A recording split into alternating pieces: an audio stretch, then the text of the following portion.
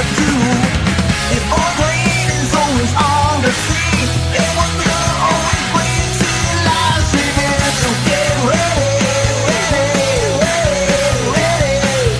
Get ready, 'cause here they come. All right, welcome aboard, everybody. Happy Thursday to you. It is time to talk Buffalo Bills. You see the logos in the bottom corner there.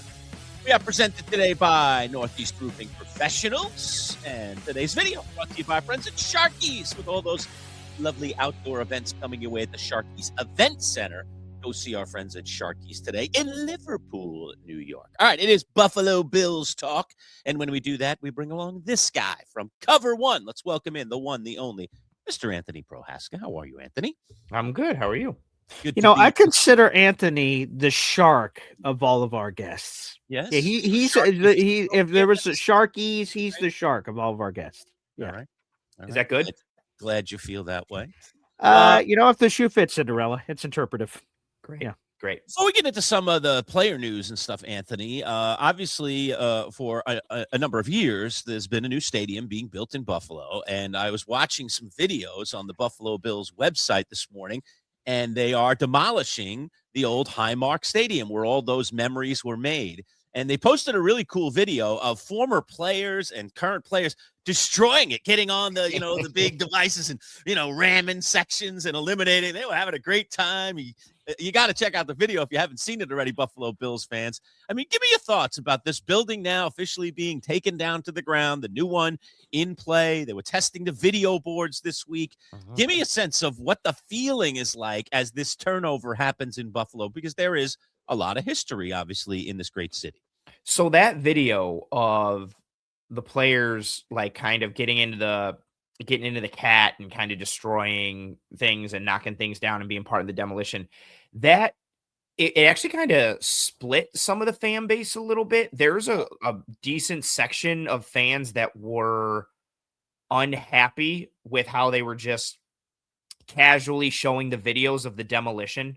Like fans that were like, this is where I form my memories, and like I've spent so much time here, and they're just destroying it like it's nothing, which I understand, but also like we all knew they were going to just knock it down. Like, so it's interesting how that video, some were like, oh, content, and other people were like, I can't believe they're just so cavalier about destroying this place. Yeah, because like one of the players like, yeah, there goes all of Section 210, baby. Yeah. Woo! Yeah. They're loving it. They're loving And they're just thinking like, construction guy. Cool. Yeah, playing construction, and the Bills PR team or content team is probably just like, yeah, you know what? It's slow right now. Let's create some content. There won't be any backlash to this. And then a bunch of fans were like, this is terrible. I'm getting hit in all the feels, and all my nostalgia buttons are being torn apart right now. I think there is some, it tugs on the heartstrings a little bit to a degree. It's, I've got family who live, I act like I'm so far from there. I live 25 minutes from the stadium, but I've got family that live by the stadium, and every time they drive by, they're sending me video and pictures. I've got friends doing the same thing of like, oh, they knocked down another chunk today. They did this. It was the same thing with the new stadium going up. So I think it is some kind of a decent amount of bittersweet to varying levels for certain fans, because, the new stadium is cool. It represents a move forward, but, Highmark, Ralph Wilson, Rich Stadium, whatever you call it, I still call it Rich Stadium. That's where so many fans like now came to the Bills and forged that bond with the team there. So I think there is definitely some bittersweetness happening there. And I think both feelings are valid, to be honest with you, that there are people that are super excitable and all that. And right, the players are knocking things over and you're like, knocking down an old era and starting a new one. And, there's good, as the building falls, there was awesome memories, good, bad, indifferent, heartbreak, thrill of victory and all that's sort of lost in the rubble there. But on the other side, I get it too, for excitement. I think both, not that they need me to say it, but I think both sides are validated to have, and those are valid feelings to have, both good and bad. I was just sitting here waiting for like, okay, that's the lead, but what's the punchline that comes after it? I can't believe that was. Seem like I'm some sort of a monster here. I'm an endearing, heartwarming. There's just person. a lot of mischief. There's a lot of mischief that exists within you, and no, I think that's super spot on. I think depends on who you ask and what their what their age is, or they, what part of the gap they are. Because if you're older, that stadium meant even more to you. They came over there from the rock pile, and then the 80s, the late 80s into the 90s, and what that meant. But if you're I'm kind of in the middle of everything, but if you're younger, that stadium might not mean anything to you. The Bills were terrible like every year for your like large part of your existence. Me, I'm kind of caught in the middle. How old are there. you, Like, Anthony? I am 36. Oh wow, okay. So I was like too young to really know what was going on with the 90s Bills. And just as I started to get into it and really understand, they lost to the Jags in like 97 and then had the Music City Miracle. And I was like, oh, this is terrible. Like, why do we like this team? And then everybody younger than me is really only known Music City Miracle and after. So yeah, I understand there's a lot of spots to be hit on the gamut there, depending on how you feel. And but it's exciting to see the new stadium and a little sad to see the old one go. So you're saying some of the fans are remembering Jim Kelly and you're remembering JP Losman. Let's see. I do remember Kelly a good chunk. Okay. All right. Core Bills memories really start. I know I was watching. I remember being little because I can always remember like based on the house we were living in and like what was happening there. I definitely remember like mid 90s Bills. My first football memory ever, real football memory, is the 49ers destroying the Chargers in the Super Bowl, which was like 95. Yeah. Which is why the Niners were like my favorite team secondary as a kid growing up. I loved Steve Young and Jerry Rice. They just got the monkey off his back. Yeah, got the monkey off the back. Yep. That's my first real football memory. My first real Bills memory is the playoff loss to the Jags. I just remember it's this expansion team. The Bills are the Bills. And that ended up being kind of like the signaling of the end for that generation with Kelly and everybody. And all I remember is Natron Means being like what I thought was a 500-pound running back and blacked out visor, black gloves, black elbow pads. Like he was just so intimidating and huge. Jacksonville came in, beat the Bills. And then I remember Flutie and Johnson and why are we going to Rob Johnson in the playoff game? What's happening? But it doesn't matter. Like his shoe fell off. We kicked the field goal. We're up 16-15. Everything's still going to be fine. And then the home run throwback. And so that's my like earliest or core Bills memories that really started it for me as a small, impressionable child. Talking with Anthony Prohaska, Inside the Bills, a man-child show with Boyd Green Digital at MC Show Digital. Don't forget to like our video, hit the little thumbs up, and if you're not yet a subscriber, it's absolutely free. Please subscribe to the channel, help continue growing our little army there. You see the link right there, youtube.com/at MC Show Digital. Anthony Prohaska, let's talk about the players now. Let's spend a little time on that. And let's talk about the questions that the Bills still have to answer now that the draft is over. And I have a couple of them. The first one, who wins the wide receiver 3 job for the Buffalo Bills? Let's start there. Oh, it depends on how are we classifying that as like it's a slot or yeah, like a third boundary. Khalil Shakir, right? Because like Khalil Shakir to me would be the 2, even though he's like the slot. Yes, so okay, yeah. So I think it's one. Okay, that's fair. I think so. DJ Moore.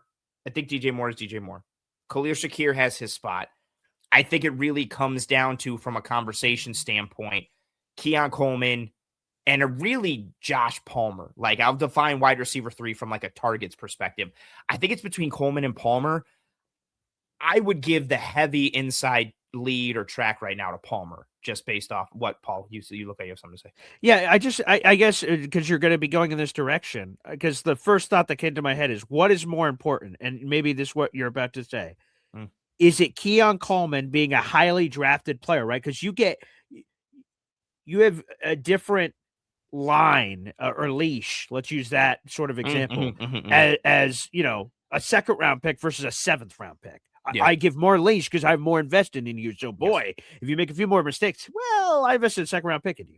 Josh Palmer got a sizable free agent contract. So they invested hard-earned money into Joshua. So, like, I'm interested if that's what the battle is between Joshua, who got free agent dollars, and Keon Coleman, who got investment in terms of draft choice. Mm. Like, who has you were talking about an inside track, and that's immediately where my head goes. Who has the more inclined inside track? Because Joshua Palmer, with all due respect, didn't live up to, I think, what everyone thought he would be for whatever reason. You can explain in a second. And then neither is Keon Coleman. But now you have these two guys battling for this one gig, or in terms of I agree with you in terms of target share. It's probably the more important thing here of talking about it. Who would have the better inside track when you base those things together?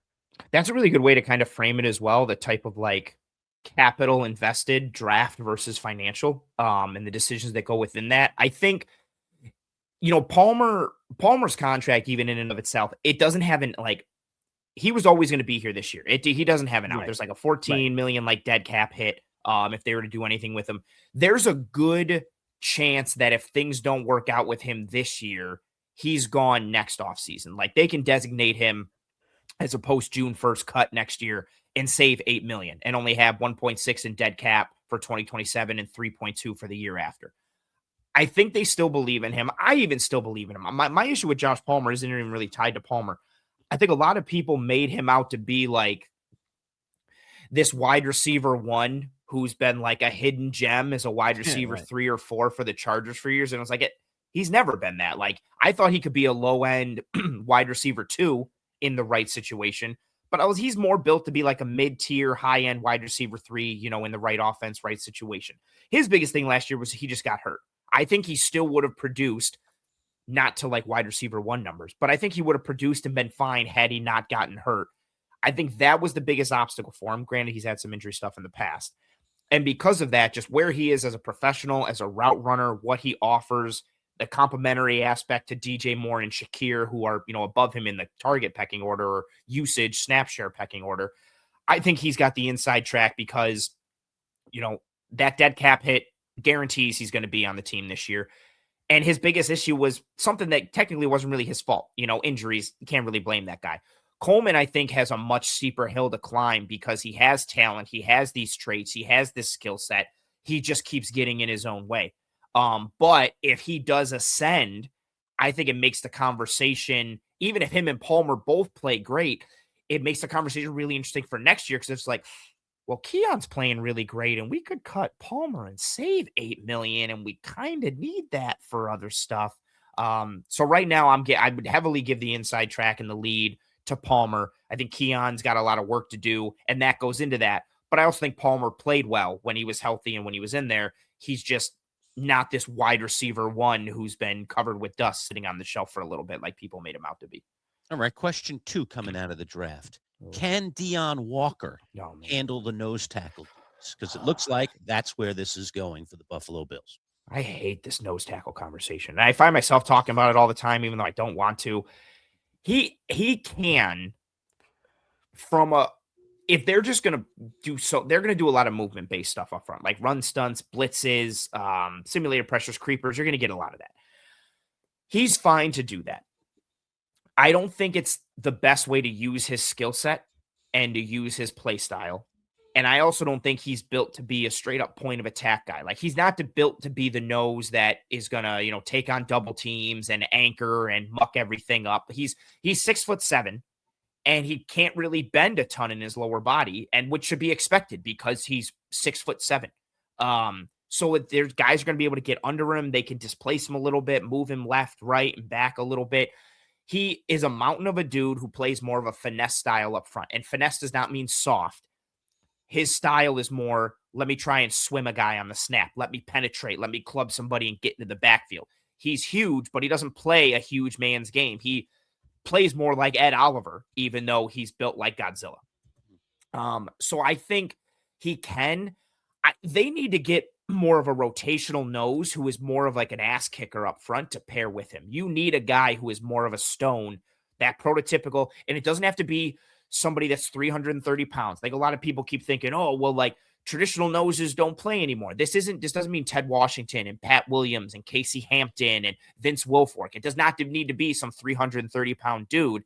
It just needs to be a guy whose play style is built towards run defense, taking on double teams, not getting moved, who just sits and anchors and digs his feet in the ground and is like, good luck trying to move me. Also, I'm going to beat the hell out of you while you're trying to move me. I think they need to add that guy in rotation with Walker, which also helps Walker move around a lot. You could put Walker at defensive end. You could put him in a 2-point stance out wide. You can do a lot of fun things that like Kentucky did with him in college. But I do think you need to kind of offset some of the nose reps. I don't want him getting all the early down stuff at nose and having to get beat up, guys leaning on him, hitting on him, driving him. It's not built to what he is. I don't think it's built to maximize his skill set. But it's questionable because right now you have Walker and then behind him, Fedarian Mathis, Zion Logue. Maybe you try to make Dwayne Carter play a little heavier and play there. I think none of those options, no disrespect, should be seeing significant snaps for a team trying to win a Super Bowl, even if it is only 10 to 15 snaps a game. So I think it's worrisome. And Brandon Beane has told us for several years, it's so easy to get that type of role, like a run-based, interior guy. It's so easy to find them and they're cheap. And they've never added one, which to me, if it's easy and cheap to get one and you haven't, that means you don't care about it and don't want it. All right. One more on this topic, Anthony, and that is, can Terrell Bernard stay healthy? Oh, this must be another one you're getting a lot, huh? You know what? I think more people are less concerned about the injury, or I should say are overlooking the injury part and are just kind of like, he's terrible. His contract's awful. What a horrible move. They should have re-signed him. Get him out. I think a lot of people are overlooking the injury aspect. And that played such a huge role in his struggles last year. Like, he's a 220 to 223 pound soaking wet type of linebacker. His whole game is predicated on movement and beating guys to spots. And he had a bum wheel last year. And if you got a bum wheel and your whole game is predicated on movement and beating guys to the spot and you can't move, you're dead in the water.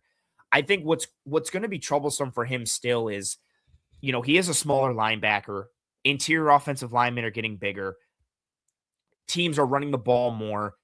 It's just tough for him to survive in that world when you got big, dudes who are trying to put him in the dirt left and right. And it doesn't mean that he's soft or he's brittle, but if you're a smaller frame dude, if you're 220 pounds, constantly having to battle with guys that are minimum 305 or 310, it's just hard to do that. And that ties into the previous question you asked of like, okay, you've got a smaller linebacker. You technically have your other starting linebacker with him will either be Dorian Williams or Caleb Elam-Zor. It's probably going to be Dorian. Dorian is long and strong, but he's not very big. He's like 228, 230 pounds. Yet you still have smaller guys up front that are not protecting them. You don't have the pluggers and the body eaters that'll keep Bernard clean and keep guys off of him. So I think everything, again, is going to be very movement-based. They're going to blitz a lot. They're going to send Bernard. They're going to send Dorian, both against the run and against the pass, depending on the situation and personnel that they're in. I think Bernard will get banged up again at some point this year. And it'll be a matter of, does he miss one game? Does he miss 5 games? Does he miss 10? Does he play through the injury and struggle? Football, you just have a high injury rate in general. And I think his position, where he plays, how he plays it, and his size and frame, he's going to pick up a knock again. It's just a matter of how severe. Talking Buffalo Bills football, Man-Child Show with Boyd Green Digital at MC Show Digital. We are presented by Northeast Roofing Professionals. Today's video brought to you by our friends at Sharky's, including the Event Center. Let's take 30 seconds, learn a little bit more about our friends from Sharky's. Be right back. If you plan on throwing a party, whether it's a wedding, clam bake, birthday party, graduation party, a party, company picnic, oh, and did I mention clam bake? Sharky's is your party headquarters with 3 indoor options and a plethora of outdoor options as well. All in a park-like setting with a big stage and over 7,000 square feet of covered pavilion. So rain or shine, we've got you covered. Book your next party now. Go to Sharky'sBanquets.com. Sharky's in Liverpool, making parties historic every single year. Also, remind folks, Mother's Day this weekend, and you might want to think about the gift of flowers for Mother's Day. So go see our friends at the Allen Floral Group. It's allenfloralgroup.com with 5 locations here in the greater central New York area, and they will hook up your mom. So go to our friends at Allen Floral Group. They will deliver the flowers for you as well, which is always a nice, lovely touch. All right, we're inside the Bills, talking all things Buffalo Bills with Anthony Prohaska of Cover One. Here's an interesting thing, Anthony. The Buffalo Bills could end up getting 2 third-round supplemental draft picks in the near future if one of their guys gets hired by the Minnesota Vikings, who are out there looking for a GM. And that guy is Terrence Gray, their current GM. And I didn't know. Assistant GM. assistant GM. Thank you. Sorry. Brandon Beane obviously is the GM. But Mm. Greg would be interviewing essentially for the GM job. And the reason behind this is connected through the Rooney Rule, because he's a minority. If the Minnesota Vikings hire him, then the Buffalo Bills, and this has happened before, by the way, with other teams, would get 2 third-round supplemental draft picks that would come this coming draft next year and the following year. So an interesting little development. What can you tell us about Terrence Gray and this whole development about Gray potentially going to the Vikings, who are out there looking for a general manager right now? Yeah, Gray is good at what he does. He was part of the reason, or not part of the reason, but when the Bills lost Joe Shane to the Giants, it was, it sucks to see Shane go, but you have Terrence Gray kind of waiting in the wings. And he's been a core part of Beane's cabinet since he came on. Beane came on and then Gray came on. And, again, he's been a core part, heads up a lot of, I think, like the day-to-day, and then ties into the roster development and the scouting aspects. So depending on what Bills fans you ask, that's either a great thing or potentially a bad thing. But I think the more sustained success you have, this type of thing happens. And it would be somewhat of a coup for Beane to have, another guy who reported into him getting a GM job. It starts with Shane, and then if Gray gets one, we'll see what that leads. And, I'll take 2 third-round picks. I would gladly welcome that. And, good for Terrence Gray. He's been grinding, and he's done a lot from a front office perspective for the Bills. And I think it's cool to see him get this opportunity, considering the success the Bills have had over the years. I mean, he gets hired to be the fourth, assistant GM hired away from the Bills. Obviously, we know Shane went to the Giants, and then Brian Gain, who's now back with the Bills, went away for a while. He was the Houston Texans, right? Houston, yeah. Eventually. Yeah. Oh, I forgot about Gain. That's pretty remarkable, pretty remarkable. And For then sure. I think also, technically, if we want to count it, I would say I looked this up because I couldn't remember the years. Dan Morgan, former NFL linebacker. Panthers. Obviously. Yeah, right. Yes, Yeah. right. That's Yeah, the third. he was the Bills director of player personnel from 2018 to 2020, and then the Panthers assistant GM, and now he's the president of football ops and their GM. So, decent amount of tree lineage and brain drain there for Brandon Beane.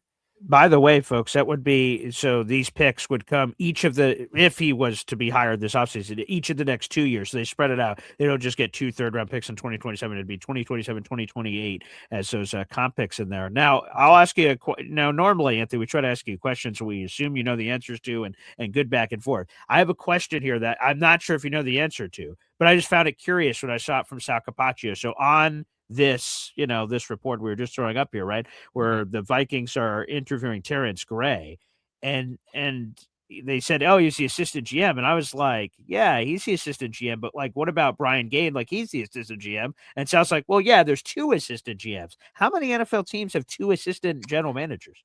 Oh, what's funny is with that, like NFL front office stuff. I would really even all front office stuff across like even NBA, NHL, MLB. Less in the NHL. Actually, no, decent amount there too. I feel like there's so much like chicanery with the titles for people. Sure. And like, I wonder, because like, how I don't think a lot of teams do have 2 assistant GMs. So like, why do they both have the title? Like, is one doing more heavy lifting than the other? Is one more of just a title to appease someone? What's the actual work behind it? There's even the one that always gets for me, like for baseball, like some teams have a GM and then the other teams, it's like, oh no, he's our CBO, our chief baseball operator. It's like, that's just a GM. Like, isn't it? Like, why is someone the chief baseball operations, but the other guy's a GM? Like, people try to dress up a title or dress up a role more than it is. For instance, I think the Bears got screwed this offseason. I'm just going to lay it out there. Ian Cunningham goes to the Falcons to be the GM, but he's not the GM because Matt Ryan's director of football operations. And then Matt Ryan in a press conference says, no, he's running all that stuff. I'm doing something completely different. The NFL still goes, nah, you don't get 2 third-round picks. And Bears fans are pissed. And I'm like, totally. Yeah. Matt Ryan came out and said that Ian Cunningham, does all the general manager responsibilities, even though I'm the director of football operations, which is some made up new title between owner and GM. So like, I think the Bears got screwed on all this. So I think there is a lot of hoopla to it, but yeah, I was just curious because like, I didn't know that, like, I had always in my head, not that I'm keeping a running catalog of every assistant general manager in the league, But Brian Gaine is a former Jets guy. So like he has Jets roots. So I knew of him and him being the assistant GM. When I heard Terrence Gray also assistant GM, I'm like, I mean, freaking assistant GMs, like it's like assistant to the regional manager. How many Dwight Schrutes are running around here? Like, I don't know. Yeah, and then you still got like Pete Welly who's in there, who's like president of business operations, and yeah, that's why it gets all like muddy, like who's doing what, and you're spot on with the office. Yeah, like, oh, you're assistant regional manager, no, assistant to the regional manager. It's like, what are we doing here with this title? What is he actually doing? Yeah, I think I think it's a much like the regular corporate world or business world where somebody gives somebody a title to dress it up and do them a favor and make something sound better, but then it mucks things up for other people who are like in that pipeline or getting that role or the outside coming in. It just muddies waters when it doesn't need to be. And from a fan perspective, last thing on this is like, you know, for coaches, I think we can have very in-depth conversations about, right? Your Bills, we're just looking for a head coach this offseason, and you're going through the names, and I think there can be, shout out to content creators, we can have some really deep discussions on scheme and this and track record offense, all this different stuff for head coaches. I think it's an impossible conversation as a guy that just went through a GM search ourselves and ended up on Darren Muji.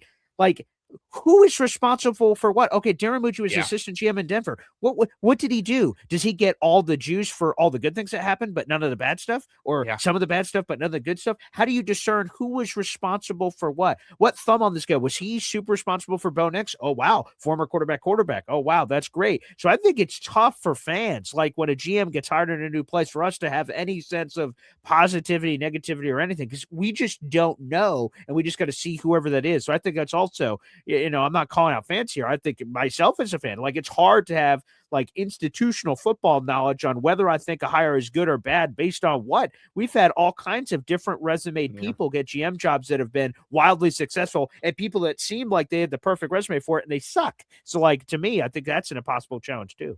Yeah. And you're trying to parse like, oh, was this guy more on the pro personnel scouting side? Was he involved in the draft and like the college scouts reported into him? Is he more of a contract guy and a numbers guy? Yeah. What's free agency, pro personnel, right? I don't know. Yeah. There's so many possible hats that you can wear in that role. And they often just get like a broad brush title or a made up one or convoluted one. And then you're trying to connect dots from like, you know, okay, he used to do this and he used to do this. So I would assume he did this with the team, but we don't really know. Or you're trying to like look for a little nugget in a presser. Cause maybe like, you know, using the Bills as an example, like you go back and, in this presser in 2022, Brandon Beane mentioned how, you know, Terrence Gray oversees this. So, okay, maybe we can attribute all that to Terrence Gray, but then it's also like, well, that was like 4 years ago. So like, is that still the thing? Also, there's another assistant GM. Yeah, it's super muddy. I agree with you 1000%. All right, a couple rapid fire ones here, quick, Anthony, before we get you out of here. So I'm just going to run through these real quick.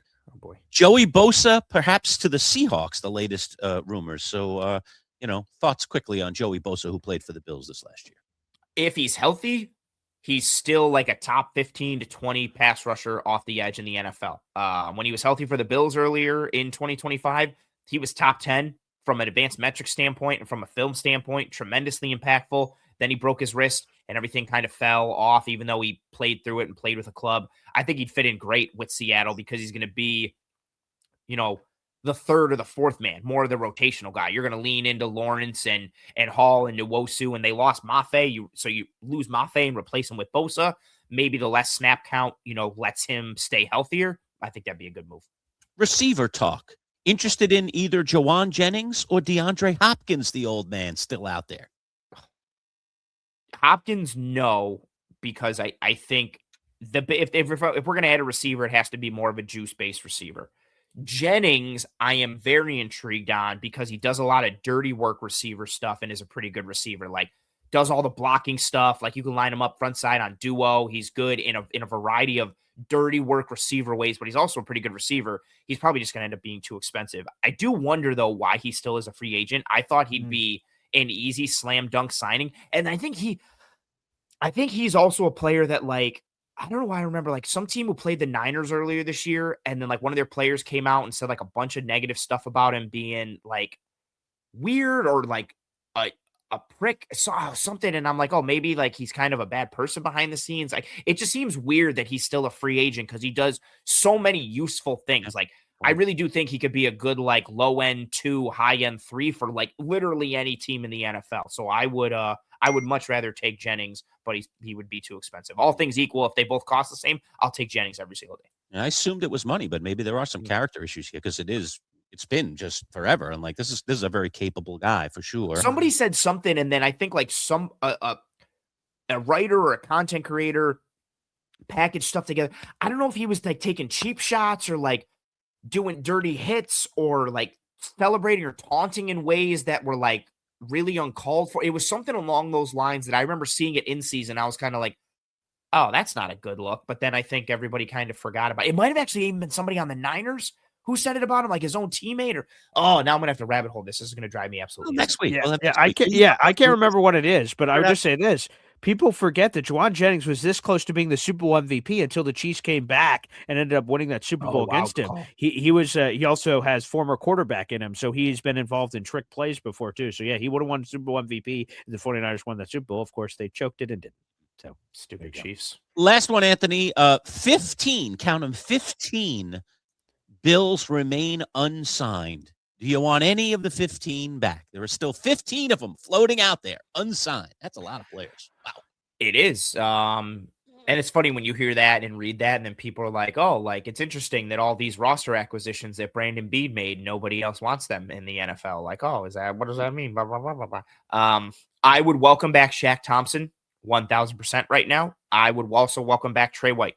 Give me Trey White to be CB4 and or maybe CB3 if some injuries happen. You never know. And I would take Shaq Thompson back in a heartbeat. If they sign Shaq Thompson today, I probably might even start him over Dorian Williams, just because I trust Shaq that much. But again, I think Bernard is going to go down again at some point. So I'd much rather have Dorian and Shaq on the interior than I would Dorian and Joe Andreessen or Dorian and Caleb Elam-Zor. So yeah, I would welcome back Shaq. I would welcome back Trey White. I'd welcome back Milano, although I don't think he fits this defense as much, but I'd still take him because I think if healthy, he's still a good football player, and I'll take a good football player. I'd take a flyer on AJ Epinesa, although it's more same, but I think he's a good, useful, bottom of the depth chart type of player to see regular snaps. And other than that, probably no. Okay, Anthony, here's my last one. This is totally off the wall. Nothing you could have possibly prepared for in Bill's land. Here we go. I'm going to try to, now that we're in the offseason, I'm going to try to feed some of these to you and just sort of get you on your toes, okay? The question is this. Who is the better Bills receiver all time in your mind? I'm going to give you two names and you pick. Oh, no. Lee Evans or Stephon Diggs? Oh.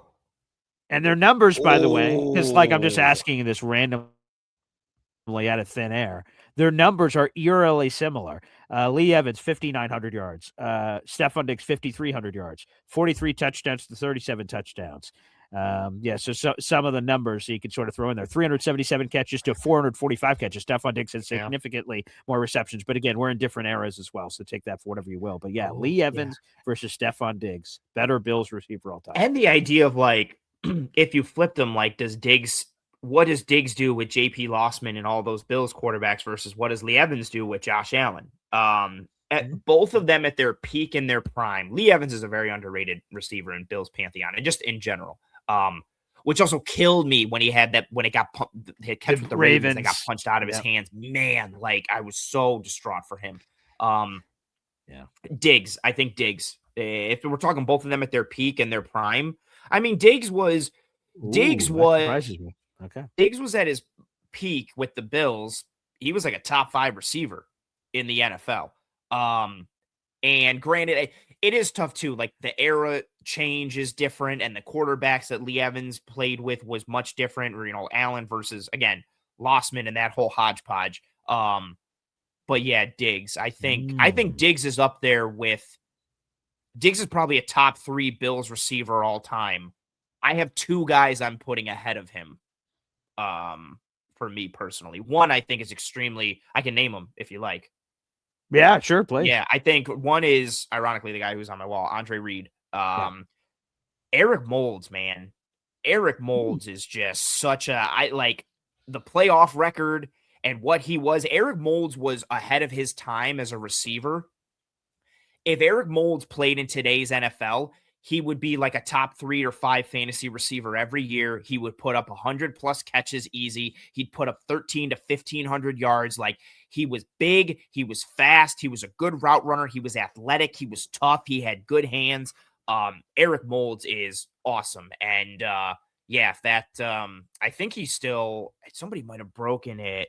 I'm going to look What? at the playoff record.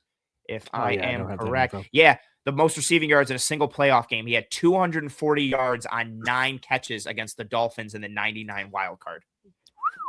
Wow. The only thing that sucks about that is they lost that game, I believe. Oh, Yeah. Wow. But yeah, Moulds was 6. So yeah, I would put Reed, Moulds, and then Diggs. Evans is super good though. It's a shame that he didn't really get to catch on with a better offense at that time. Kind of feels like you punched the ball out of his hands today. Mm. Lee Evans. All right. Thank you, Anthony. Always good. Always good to talk to you, my friend. We'll talk to you again next week. Thanks. Good forward to it. Thank you for having me.